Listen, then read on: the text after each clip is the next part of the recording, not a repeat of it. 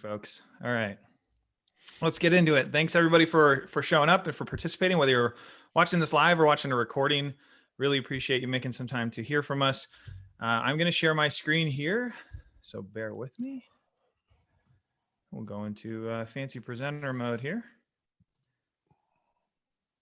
Very good. Okay, so I'm Rex Biberston, Director of Sales and Marketing at OpenSense, and that's literally enough about me. James Carberry is a good friend of mine for many years now, and one of the smartest stinking marketers I have ever known. James, you want to give us a little bit on Sweetfish Media and what you guys are doing these days for B2B brands and other companies that you work with? And then we'll jump right into some reasons why most marketing content just freaking sucks. Yeah, man. So I'll keep it super short too. We started Sweetfish about 6 years ago, and we help B2B brands, mostly B2B SaaS companies, drive revenue through B2B podcasting. So that's what we talk about. That's what we focus on. A lot of that has to do with what we're going to be talking about today. How do we reuse a lot of the content that we're creating through the podcast medium? How do we get more juice from the squeeze of podcasting? So no, a lot of that we're going to touch on here, but yeah, that's what we're all about at Sweetfish. Wonderful. Yeah. Thanks for joining us. So look, it's a little bit harsh. I'm a marketer. James, you're a marketer. We can say the most marketing content sucks because we've produced in the past a bunch of bad marketing content. Like, Yep. I'm not saying that everybody else's content sucks. Like, I've done some bad content. Yep. I'm willing to admit that. Yep. I have done content for content's sake and just to hit publish on things, and nobody's alone here. But this is an important topic to address, especially as we're all getting fatigued, overwhelmed. I mean, the number of email opens are going down. The number of people answering their phones is going down. We just all feel overwhelmed, especially in 2020, where we're all sitting at home, or, a lot of us are sitting at home trying to do our jobs and also manage our kids and also manage our dogs and cats and all that stuff. So we wanted to break down why it sucks, right? And then what we can do about it, because you've got some really unique approaches to this, and we've got some ideas about how we distribute content differently. So we're gonna break it down, but let's jump into this first concept, which is zero fluffy content. So James, talk to me about what you think fluffy content is, because I have a particular hatred for fluffy content being on this side of it. Man, fluffy content is the worst. To me, fluffy content is not actionable. If somebody can't walk away with something that they can tangibly do after they read one of my LinkedIn posts or listen to one of our podcast episodes, I think we've missed the mark. And so that might be, you might be talking about a higher level strategy or a methodology or something that's maybe a little bit higher level than just like a tactical execution. But if you can't make your content guide the consumer of that content to a place where they can take a next action step, whether it's, hey, have a conversation with your CEO about this idea and see what their thoughts are on it. Like making it actionable in that way. I think we should be doing that with all of our content. One question that we like to ask our guests to help them come up with actionable content is, what is something in your industry that everyone should start doing today that they are not currently doing? And a second question, it's similar. What's something that everybody in your industry should stop doing today that they are doing, but is probably detrimental? I found that a lot of people like the stop type of content, like, hey, you're doing this and it's screwing you up, stop doing it. And so that from a headlining perspective, that tends to perform really well. So yeah, that's my 2 cents on this, man. Yeah, not to get too meta, but that was kind of the thing behind this is we got to stop building fluffy content. We got to commit to zero fluffy content. We got to stop doing things just because we have, a channel for it. Yep. We got to stop that nonsense. And there's different ways that we can approach this, and we'll hopefully drop some knowledge and some actionable steps here. But I like the idea that even if the next step is just have a conversation with your team, with your leadership about this, that's at least something that somebody can go do. I'm totally in agreement. And I think it's most common that we go down this rabbit hole when someone outside of the strategic decision-making process says, so for example, a CEO might say, hey, we should produce a TikTok video. Hey, we should, shouldn't we be on Instagram? Shouldn't we? And there's a lot of that like outside thinking because they saw somebody else do it. And that's where we can get trapped in this kind of like dark place of just creating content because somebody else came up with the idea. We still need to evaluate it. We need to compare it to our model of like, what's the strategy we're going for as a marketing organization. So I think that's the danger zone that's going to happen, time and time again, is if we allow others to impact our strategy too severely or throw in a new channel. Channels are especially where this gets really mixed up. So that happens all the time. What do you think the impact is? Let's say if you do too much of this fluffy content, how does that impact your good content? Yeah. So I think when you do too much fluffy content, it's like the boy that cried wolf. So when I think people just get accustomed to not paying attention to your stuff, and we have so much content that's available to us. If I watch a YouTube channel or subscribe to a YouTube channel, and I don't know, if even one or two videos are not super actionable, or they don't actually help me, or I'm not really drawn into the story that they're telling, I unsubscribe. I don't, or when they show up in my YouTube newsfeed again, I don't bother paying attention to that, to them. It happens to be on LinkedIn too. I noticed that when folks on LinkedIn, I just kind of know in my head, like I associate people with content that's not that helpful or not relevant to me. And so I don't pay attention to them anymore. So I think that's what's to lose here, is people's attention if your content is fluffy and not actionable. Yeah, and I would like to mention the one gap here is it doesn't always have to be actionable if it's entertaining. That's the one gap here that I'd say. Yep. I love entertaining brands. I love buying from entertaining companies. I love hearing from entertaining. I will follow an entertaining personality all day long, and then they'll probably drop some educational content, something useful for me. But I don't mind when they go a little, not directly actionable, but they're entertaining and interesting. Inspirational would be another one, Rex, that I think fits into that. And you might classify that as entertaining. But we did a series called Gary V Wannabe. And it was the whole intent behind it was we wanted to make fun of my obsession with Gary V. And it was hilarious and it was really well done. And because of that, I think it got like 400 and something thousand views on Facebook, and it did really well because it wasn't necessarily actionable, but to your point, it was entertaining, it was funny. And so, I completely agree. And I'm glad you made that caveat because I think that's super important to note here.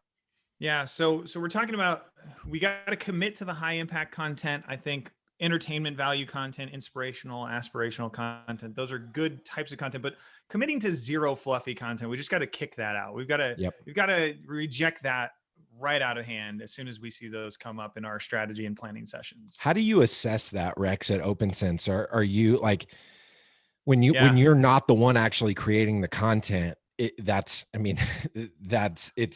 tough to give that feedback to somebody, but like, is there a measurement system that you guys have come up with for you guys to be able to kind of call out? It's a great question.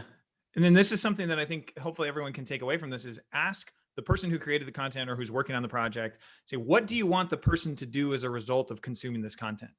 I was working on a blog article that someone had written for me, and I read through it and I said, look, some really good points in here, but what do you want them to do about it? Like what is the story you're trying to tell? What is the end you're trying to reach? What are you trying to get them to take action on? And the person realized, oh my gosh, like I'm not actually sure. And so we took that same content and we created more clear purpose to it. And we knew it was going to be really good content because we had the good points. It's not that like, hey, because this is fluffy, we got to throw it all away. It's just committing to making that more valuable for the end consumer. And I think if you can also ask yourself the question of, does this serve the need? Does this solve a problem? Does this benefit the person who's going to be receiving it, in that it's going to inspire, uplift, or get them to change something? There's different ways of phrasing that question. It's like, what do you want them to do as a result? And if you can't answer that question, you got some fluffy content. Yep. I love it. So let's keep rolling with this, to get through the next step. So that's step one. We're going to commit to no fluffy content. But the other thing that we mentioned is how many channels there are. There's just channel after channel after channel. I mentioned TikTok because like I'm now old enough that I just don't care enough about TikTok to get on it. And I saw this come up on LinkedIn a bunch of times, like, hey, should you be on TikTok? And a bunch of speculation around this. The critical component here is picking an anchor channel. So talk to us about anchor channels, because you've been an advocate for podcasting. It's not the only anchor channel, but I think There's a reason you picked it. Talk a little bit about, why and how and what those are. Yeah, so I love podcasting as an anchor channel. One, because you can do a Zoom call like what we're doing right now, and then you can splice up that Zoom call into a variety of, you can turn it into micro videos. You can take from that video content, you can cut out clips of two people talking and turn it into your YouTube thumbnail. Yep. You can do it can inform the slide decks that you're creating for LinkedIn, the content that comes from your podcast. It's there's just so many different types of content that can come out of doing a podcast. I also like, and this juxtaposes webinars in that I like that podcasts aren't live. I think it creates a sense of less anxiety for your guest whenever, especially if it's not somebody who's accustomed to doing this type of content. And so I've found that a lot of newer folks that are not new to being on podcasts or doing webinars, they just have a lot of anxiety around the thought that, oh my gosh, this is going to be live. And if I screw something up or if I don't say something right, I'm going to look like an idiot, and I don't want to look like an idiot. So they just end up saying no.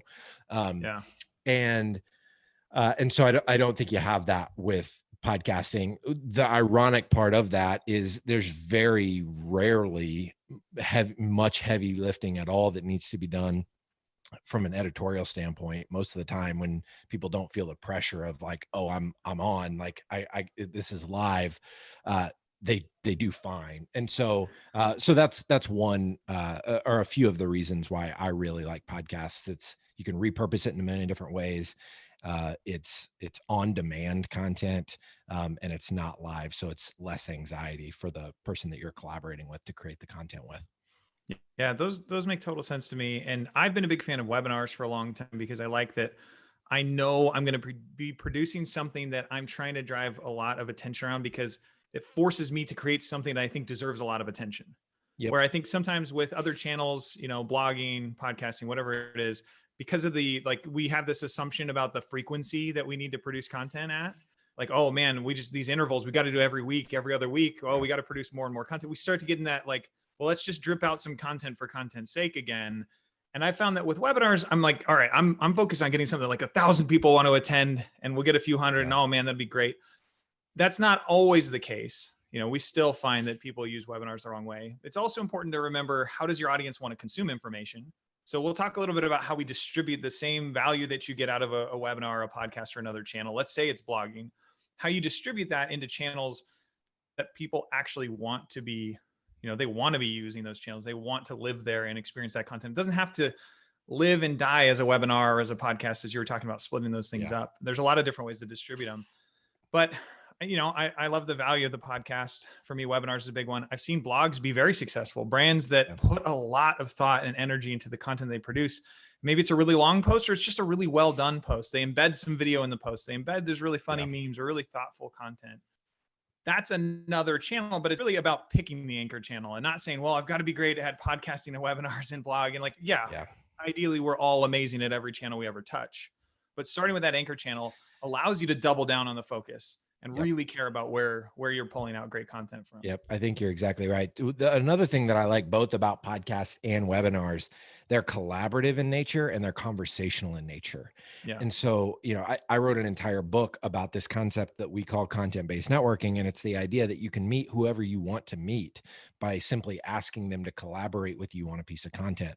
Podcasting and webinars fit really nicely with that strategy. We've built our entire business on the back of asking VPs of marketing at B2B SaaS companies with 50 to 500 employees to be a guest on our show on B2B Growth. And so I didn't mention that before. And I was like, well, that was stupid. That's a huge reason why I'm an advocate for podcasts.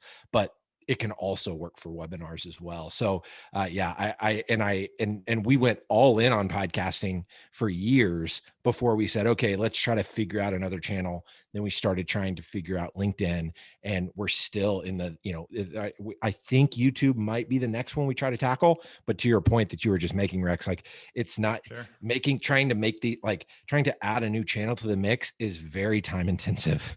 It takes a lot of effort. It takes a lot of understanding of the nuances of how these things work. As we're starting to take a peek at YouTube, man, I mean, we have to completely revamp how we think about YouTube thumbnails. Like that's not something that I have to worry about with our podcast, but it is absolutely something I have to think about with YouTube. I have to think about from a distribution standpoint on YouTube, what playlists can I get my videos on so that I can show up as an associated or related video to other popular videos that people are watching, so that I can kind of ride the coattails of content that's performing really well. Again, that's not something that applies at all in podcasting or LinkedIn, but it absolutely applies on YouTube. And so, man, I think you have to take it seriously. And I like that you emphasize that it's picking one, going all in on it. That's not to say that you can never add another channel. We're looking to add our third channel, but it's taken us years to get really good at podcasting and LinkedIn. Well, and peeling back a layer behind the content strategy, there's the overall brand strategy. Like if you said, hey, we want to be the most cutting edge modern brand, then you should go own TikTok. Sure, a new platform comes along, like you should definitely be there, and you should do an amazing job, and you should be the people that everyone writes their articles about and that everyone like points to. But if you're not that brand, don't go to that channel first. Admit that, like, hey, maybe a few years down the road or a few months down the road, like give ourselves some breathing room here to really pick a channel and stick with it. So I love that. Let's talk a little bit about some actionable tips, a little bit of strategy behind the creative for the branding of whatever the asset is that you're creating. Now, let's say it's a blog series, an email course, a podcast show, a webinar series. Like the idea of branding this around the buyers. How did you guys, first of all, come up with that? Because to me, it's, it wasn't that obvious when I first heard it from you. It's kind of like, well, no, I want to show off what we're great at. Isn't that what people are looking for? Aren't they coming to me because I'm great at something? Yeah. And the reality is, I mean, with the context of podcasting was our channel, I started really looking at how do I find shows that I'm going to be interested in. So I'm a Christian. I'm looking for shows that are related to my faith. I'm an entrepreneur. I'm looking for shows that are related to entrepreneurship. I'm a marketer. So I'm looking for shows that are related to marketing. And I thought, what am I typing into Apple Podcasts whenever I'm going to search for shows like that? And when I applied that same thinking to what our buyers are looking for in podcast channels, it made me think, well, they're not searching for B2B podcasting. They're not searching for Sweetfish Media.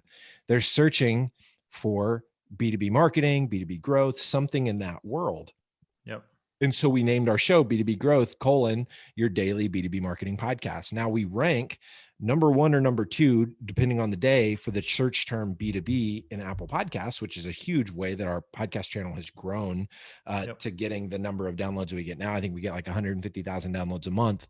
And that's only because we rank for the term. Not only, I mean, we produce a lot of content. I hope the content's good. And so people keep coming back and listening to more.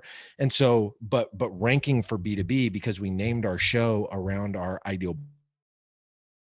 Even had we named the show B2B podcasting or Sweetfish Media, it just would not have had the same effect. But we see so many companies that want to brand their show around their own expertise. A perfect example of this done well, and a company that did not fall into this trap.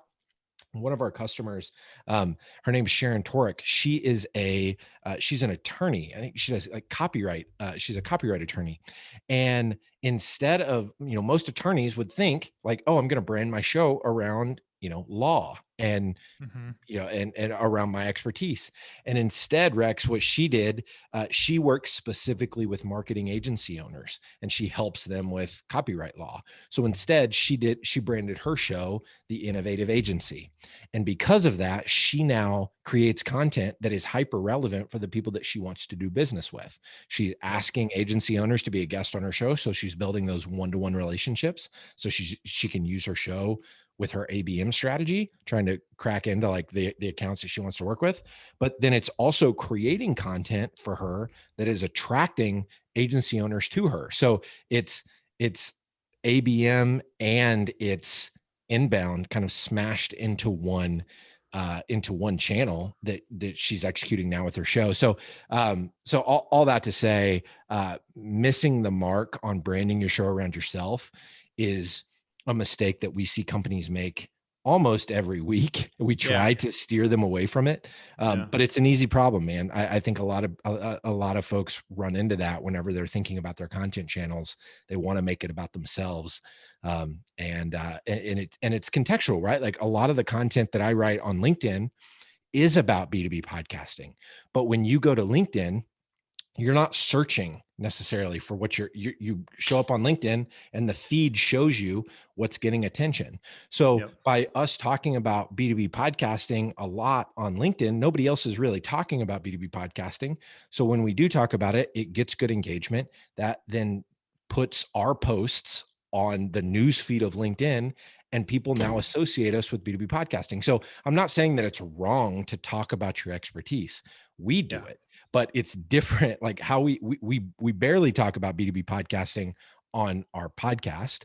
We talk about it a lot on LinkedIn. So it's Yeah. contextual and there are subtle differences, which is why, back to your point earlier of focusing on anchor channels and spending a lot of time really getting good at a specific anchor channel so you understand that nuance, is I think the best way to win. Well, and before we jump over to talking about distribution on these channels, I want to cover one thing that you briefly mentioned: the one-to-one relationship idea that you can use this for ABM, right? The Yep. thought that you can go to someone at an account that you'd really love to do business with and invite them to be a guest on your show. The only objection that I've heard before, that I've dealt with before, that I've talked to people about with this idea is, oh, is it bait and switch? And in reality, it's not bait and switch, it's sphere of influence, right? Yeah. What you're trying to create is a relationship, a business relationship, an awareness, oh, those folks are interesting. Oh, like I really enjoyed talking to them, working with them. This seems like, a mutually beneficial relationship. They're going to share my information. I'm getting to be a participant on their show, that sort of thing. It's not then to turn around and say like, hey, really smart. Here's the offer. Would you like to buy from us? Like, obviously, that's not the goal here. But to establish a relationship and have a reason to reach out and have a reason for anyone to care about you where you don't have justification yet, it's a fantastic way to do things. Yes. We've started doing this. We're launching a podcast here coming up in January. And we've done a lot of this early kind of legwork around inviting guests. And we see that people are not reluctant at all to have a conversation for half an hour that's unscripted and that just has some basics like, hey, we're going to make you look like a rock star. We're going to have a few questions for you. And we're going to have a really great chat. That can't hurt. Now, we're not going to turn around and try and sell them on our software right away. Yep. We're going to allow that to be a relationship that we foster through communication over many months, years, or, if they come to us and say, by the way, I saw what you guys were doing with outreach. I'm really interested. Could we talk about that? Of course, we're going to take that relationship further down that road. Yep. And I think the problem that people have is, and the reason that people think, oh, this is bait and switch, because people are certainly using this strategy in a bait and switch way. And that's unfortunate. I mean, I don't want to say I hesitated to write the book. I knew I needed to write the book, but I was fearful of people taking this the wrong way and using a content collaboration as basically a veiled discovery call. Yeah. That's not what it is. If your intent is not to truly be a journalist in your industry, then and to highlight the people that you're interviewing to extract their greatest wisdom and insights, then people are going to see through that from a mile away. They're going to feel that sliminess and skeeziness, and they're not going to want to work with you. They're going to tell the people that they're in Slack channels with and in Facebook groups with, hey, don't go talk to this guy. All he's trying to do is pitch you on his, SEO service. Yeah. It's been done to me, if I'm being honest. Yeah. It happened to me recently, probably 3 or 4 months ago, where somebody asked me to be on their show. And it was clear that I didn't even think the guy knew that I wrote a book. He knew nothing about me. He had zero interest in extracting wisdom. He just wanted to get to the end of the call so he could talk to me about a software, and it felt dirty. And it's not, I have zero interest in ever engaging with that guy again.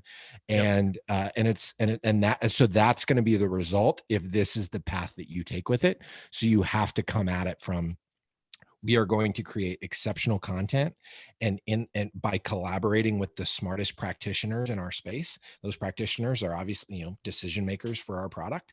We've built our content brand, our show around that persona. And so who better to speak to that than the practitioners and the people that are actually doing it? So if you serve CFOs and CFOs are your buyer, create the CFO show, or, like the finance executive. And who better to be who better to provide the content for that show than an actual CFO or a VP of finance. And so it makes so much sense. We've been at it for 5-6 years now, and it continues to work for us. And I'm convinced that every B2B company could be doing this and seeing results from it. Yeah, I love it. Well, thanks for explaining that, because I think there's going to be some hesitation from folks who may be unfamiliar with that strategy, that it could go down the wrong path. So let's talk a little bit about the distribution of the content, right? We talked about how this is a concept of taking a podcast and turning it into other things, but let's talk about that for you guys. What's the process there? How many team members involved? I'm just curious, how you guys take a single piece of content and create it for multiple channels. How do you guys do that right now? Yeah. So we've got 2 full-time writers, and we're producing like 75 shows for different companies. And so we've got 2 full-time writers. We've got some freelance writers that we work with. So often we will have, we've got a producer that kind of project manages and works with our audio engineers, our writers, our designers. And then the writer actually does a lot of the heavy lifting. They're going through and they're listening to the content. They're finding snippets for, hey, what's going to be a good micro video from this? What's going to be a good quote graphic from this episode? They write all of the copy for that. Sometimes, depending on what we're wanting to do with that piece of content, sometimes we'll turn it into a blog post. Other times we won't. So they're also crafting that blog post. They're also putting together the, LinkedIn status update or the copy for our slide decks. So our writers really bear a huge chunk of that, and that's because they've consumed the entire episode, so they understand the content better than anyone else, kind of in the production line.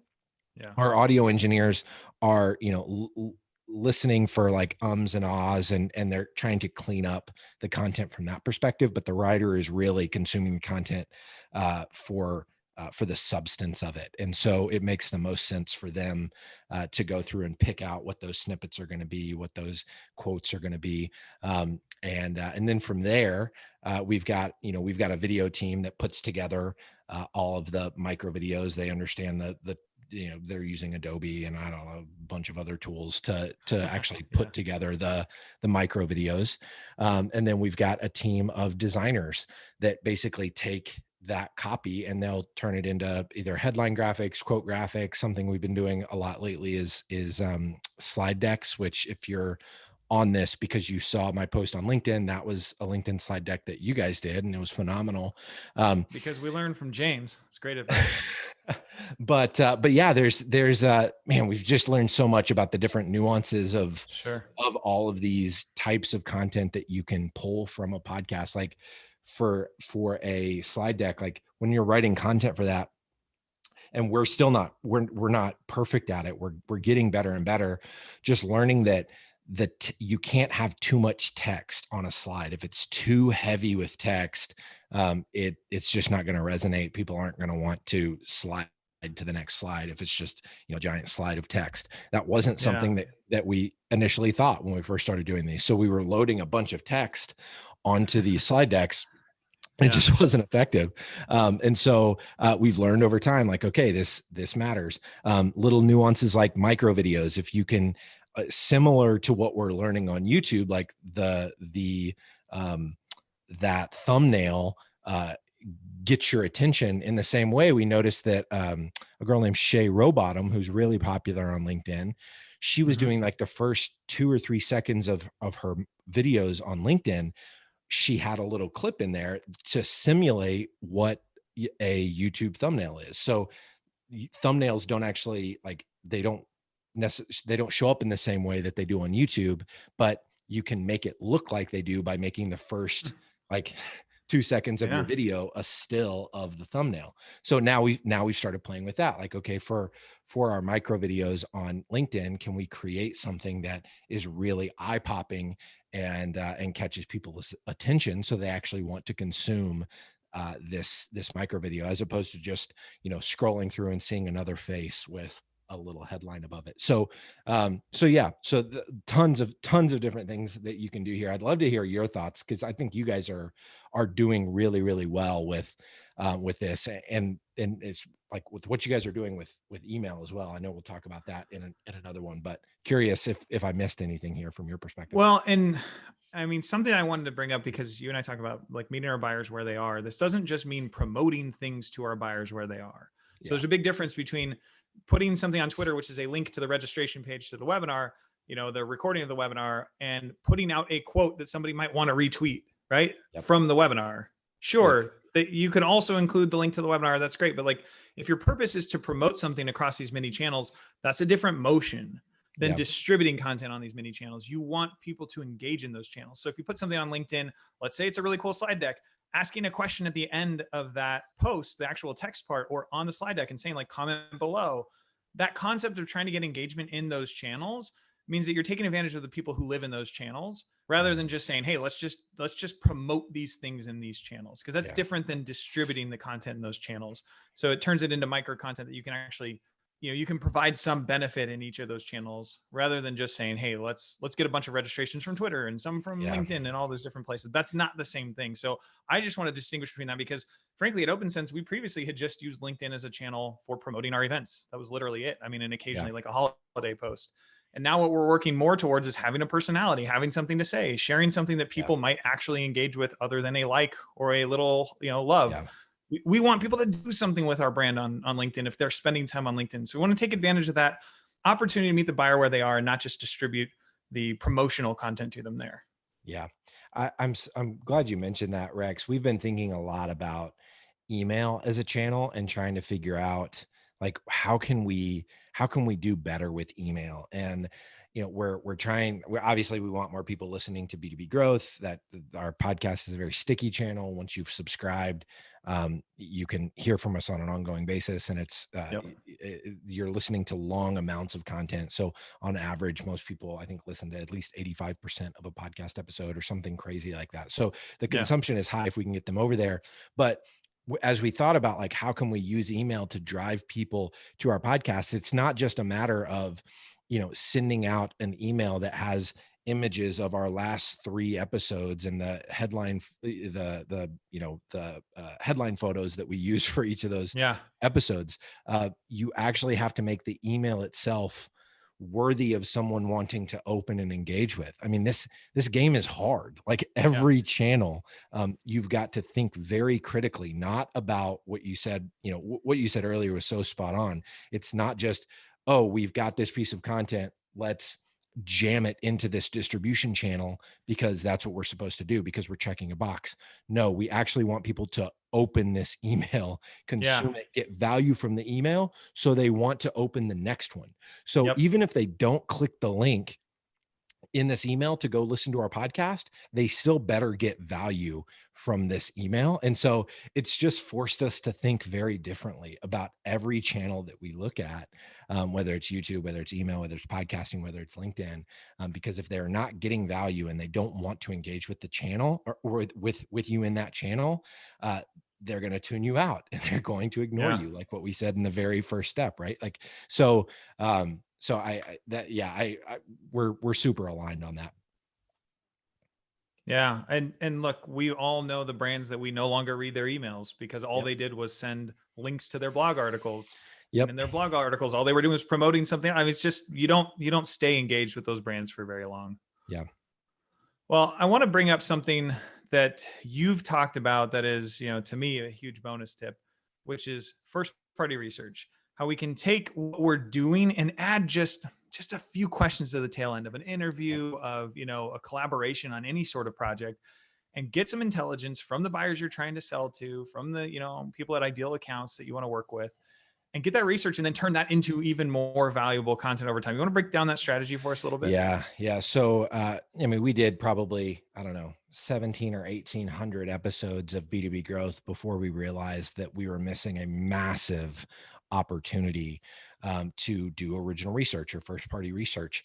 And so what we did, we thought we're already talking to these folks on our podcast, but the conversations are about a wide variety of topics. And it's largely based on, that particular guest's expertise and a project they've worked on or a result that they've been able to deliver. And so we thought, what if we came up with 10 to 15 kind of standard rapid fire questions that we could ask each of our guests, either in the pre-interview or the post-interview, wouldn't even need to be a part of the episode. You could use it as part of your episode, but for us, we decided not to. And we collect answers to these, what we ended up coming up with 15 questions. We asked you the last time you were on B2B Growth. Yeah, I remember it hit me like a ton of bricks. Like, oh my gosh, we've got to be doing this. Yeah. And so we've done about 70 of them now. So I can't speak to this fully because we're waiting until we get to 100 before we bottle up all of the answers to these questions and really start to dissect and pull responses from. But a couple things that I'll mention here, we made a few intentional choices. And the first choice was to not send surveys. I know that you can do incredible original research with surveys. I know Andy Crestodina does it. Ian Luck over at Customer Gauge does it. Drew McClellan at Agency Management Institute does it. There's lots of great, you can do incredible content with surveys. But if I'm being honest, a survey intimidated me. The thought of trying to get 1,000 people to fill out a survey was just a very daunting task for me. I know that when I get asked to fill out surveys, I never actually want to do it. And so I thought, man, what would be another way for us to collect these insights? And the other downside to a survey, I think, is it forces someone into answering a question a certain way. So you give four canned, A, B, C, or D, maybe 6, depending on the question. And you have to answer the question in one of those ways. Now that makes for a really great pie chart to be able to say, 87% of marketers said this. But it also shortchanges you from the ability to hear more color on the edges of but why is that? So I'll give you an example. One of our questions, this, Rex, because we asked you this, was what's your all-time favorite book on marketing? And what I kept hearing was something that I don't know that I would have picked up on had we done a traditional survey. What I kept hearing though was I would ask the question, and the first thing that the marketer on the other end would say is, well, it's actually not a marketing book. Well, it's actually not a marketing book. Yeah. Well, it's actually not a marketing book. And I thought, that's interesting. Marketers don't read marketing books. Now, that's not completely true. That's probably the headline we're going to use whenever we go to distribute this research. But if you want to accelerate your career in marketing, if you want to become a VP of marketing or a CMO, you better start reading books outside of the sphere of marketing. I wouldn't necessarily have picked up on that had it just been, a survey question that, that asked, like, fill in or tell us, your favorite book or whatever. I don't know that I would have picked that up apart from hearing them say, well, it's not actually a marketing book. And so Sure. I thought that was a really interesting insight. Another insight that we've already picked up on after doing 70 of these interviews, we ask marketers how their CEO is measuring their success. And pretty much every marketer that we talk to, they're measuring their success is getting measured by contribution to pipeline or to some sort of revenue metric. And Mhm. I was like, man, like everybody talks about marketers being measured by vanity metrics, but all the B2B SaaS marketers that I'm talking to are being measured by revenue. And so Yeah. it's forced us, this is the other benefit of it, right? It's not, it's going to help. Doing this research is going to help us create phenomenal content that's going to attract a lot of people to our brand, I think. But it's also been insanely beneficial just for us as a brand. We're overhauling all of the copy on our entire website now, or at least our homepage of our website, to map to like driving revenue through podcasting. Our Yep. tagline, has been, we produce podcasts for B2B brands for, since we started doing this.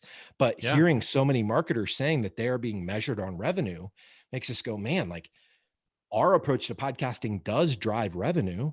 So why are we not talking about that? Why are we not saying something like we drive revenue through B2B podcasting or something to that effect? And so we're overhauling our messaging because of this original research that we're doing. And so I just think there Yeah. are so many benefits to it, that not only in just, being able to create incredible content, being able to deepen relationships with your content collaborators. All of these people are potential buyers for us. We just closed a deal last week with somebody that contributed to our original research. And Sure. so each of these content collaborations is a touch point. It's a deepening of a relationship. And when the need comes for them, when they have a need for what your product does, they're likely going to want to work with you because they actually know, like, and trust you, because you've built relational equity over doing, podcast interviews and video collaborations and original research. And so all of those things compound, and you're really playing the long game which I know both you and I are huge on, not just expecting a short-term result. But all that to say, I'm getting off topic a little bit here, but first party research, original research is something, again, that I think every company could benefit from doing it. Yeah, no, I totally agree. And I was immediately impressed when you guys started asking me those questions after my episode that I recorded a few months ago. And I thought, oh my gosh, what a killer opportunity. And I know the one question you like to ask people that has influenced some of our strategy is, what question would you love to ask of your peers? Yes. So if you're talking to B2B marketers, like, hey, what do you want to know about the life of the people who are in the same role as you? And that's Yep. going to create even more great content, because you're going to now know that's a topic you're going to go research. You might even create a whole Yep. show out of it. You might create a whole, series out of that. There's some really cool opportunities that come from that first party research. I just want to double down on one thing you said. It's not related to the first party research topic, but I want to emphasize, because we got a question about ahead of this show, or ahead of this event. We asked folks, hey, like, what would you like to hear from us about? And what kind of questions would you have for someone like James? One of the questions was, how do you get rid of C-level vanity metrics when your podcast is first starting out, right? Like, well, how many downloads do we have, James? All right, well, that doesn't seem like it's doing too well. How do we deal with that? And one of the things you've mentioned is obviously pulling on the thread of, like, well, we're now talking to all of our ideal buyers. Yeah. Not only that, though, I would double down on finding out where all of your future opportunities come from, if any of them have been referred by those people as well. Yeah. Because when anybody asks me about a B2B podcasting agency, I say, talk to James every single time, because I've been on his show. I know that he does great work. I've listened to his show. I love the content. Like, it's for me.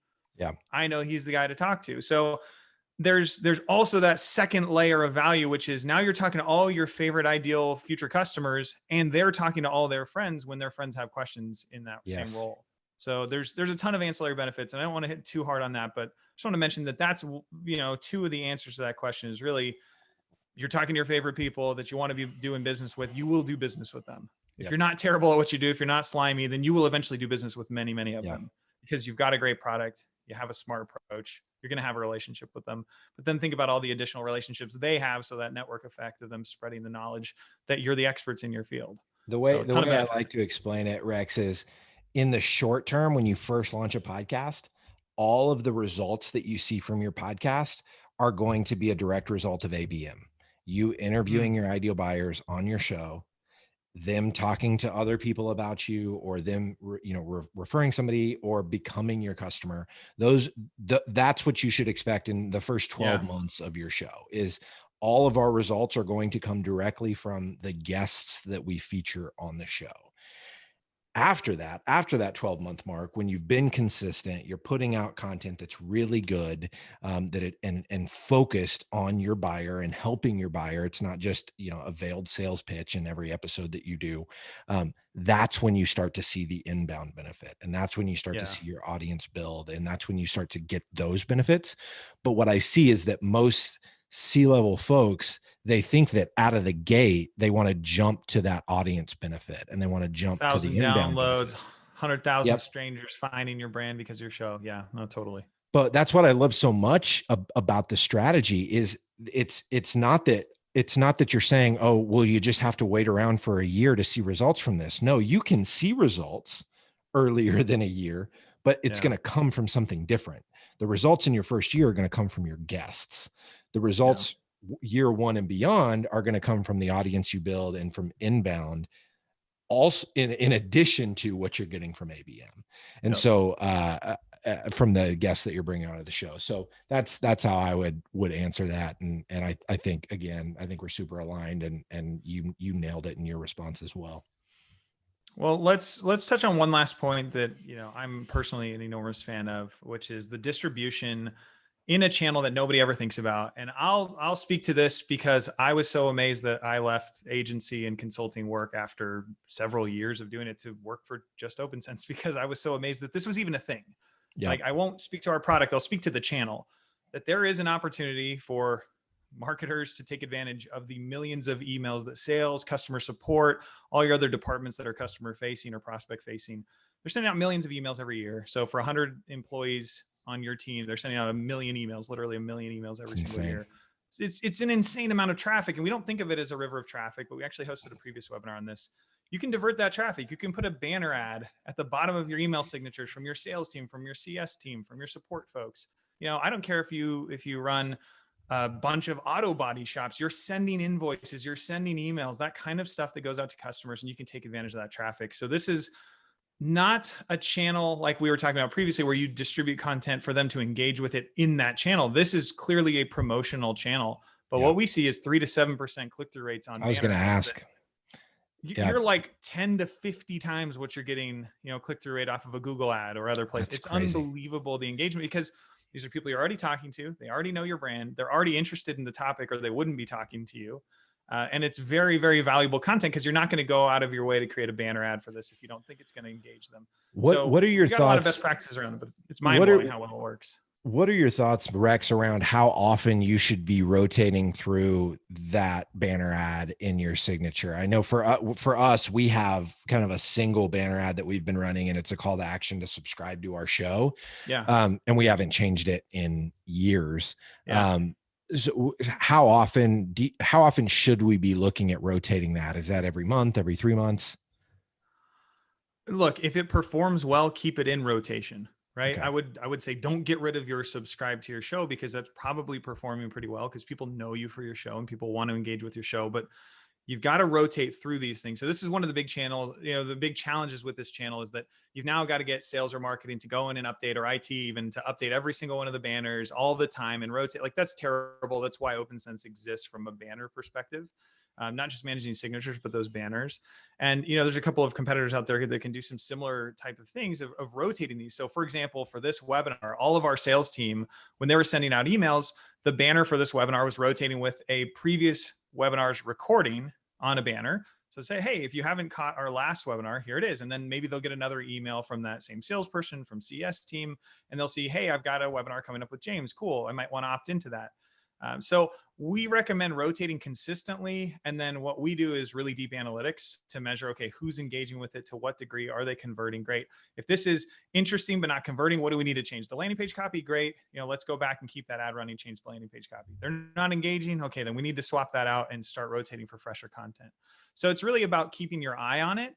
because there's no magic number, right? It's not, hey, rotate 3 banners every 3 months. Like I wish there was a cool metric like that. But Yeah. what's incredible is the level of engagement you can get from a channel that's a freebie. There's no competitors, Yep. Somebody can't come in and buy OpenSense's ad spot underneath my email signature. They just can't do Yeah. it.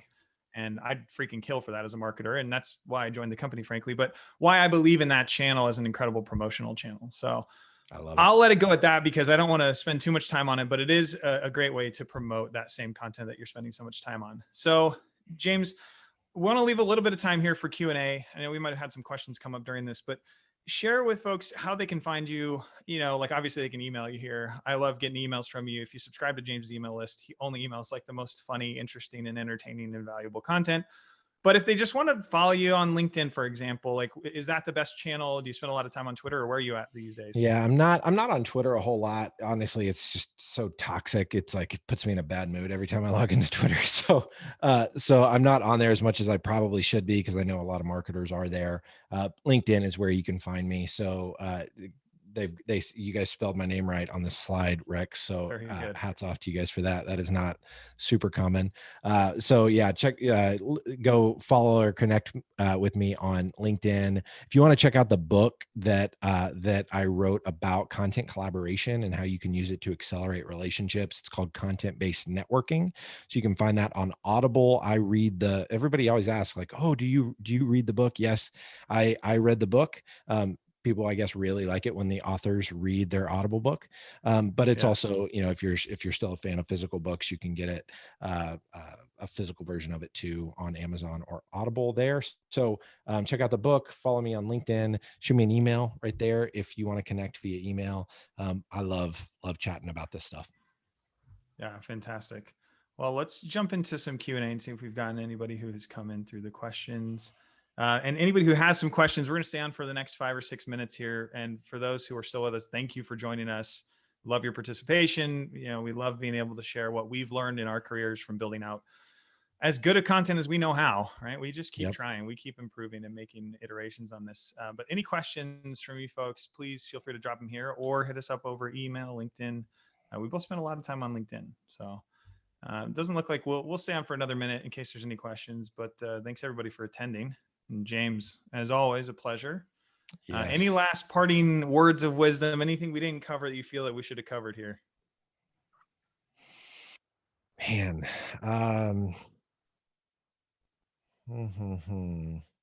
cool tips, tricks. Man, so there's something that I was talking about recently with somebody, and it kind of falls in with original research. Not really though. We started putting together these small mastermind groups with our former podcast guests. Yeah. And I say it's related to original research because it's allowing you to create more relational depth with your former guests. But this is actually systematically, it's on an ongoing basis. So when you ask someone to be a part of a monthly 1-hour call with 5 of their peers and it's inherently valuable to them, because people want to learn from people that do what they do inside other companies, because so often we're insulated, right? We're only learning from people at our company. And so by us being the facilitator of these groups, we're getting insights and understanding of our buyers in a way that our competitors aren't. So we understand what keeps them up at night. We understand what they're challenged by. We understand their biggest pressing challenges. And the way we've structured these groups is pretty fun. The first 20 minutes of the call, and again, these are limited to like 5 to 7 people.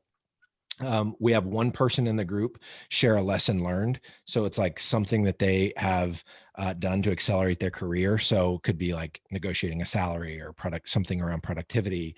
The second part of the call, we call it experiments. So all of our, groups are put together of marketers. So if it could be, they share a marketing experiment that they've done in the last year and what they learned, like what the results were. So now we've got 2 different people in the group that have both contributed ideas to that particular call. The third part of the call, the last 20 minutes, we do a deep dive on a third person in the group's business. And so they bring a challenge, something that they're currently struggling with, and the group for the duration of that 20 minutes helps them brainstorm different solutions to that problem. So that's where the term mastermind comes from. So it's it's been really cool for us to see it play out. We're doing 2 groups right now. I think I'll probably start a 3rd one before the end of the year. And I think it's something that I'm going to start having a lot of different people on our team facilitate these groups as well. So funny, like marketing tends to be isolated from the customer, but marketers are the ones tasked with your messaging, your positioning, like all of the strategic, like everything that's so strategic for the business. The most vital. Yeah. Sales talks to customers, CS talks to customers, but marketers rarely talk to customers. And so I think doing these small mastermind groups with your former guests of your show that are also your ideal buyers, puts marketers right in the center of those conversations. They start speaking their language and start understanding their challenges. And I just think it's a huge win. Yeah, that's a fantastic tip, James. Thanks, man. We appreciate it. Well, everybody, thanks for attending. Please find us online. We'd love to hear from you. I'd love to hear your feedback. I'm sure we'll send you some more information on this. And for those watching the recording, we'd still love to hear from you. Thanks, everybody. Thanks, James. Bye.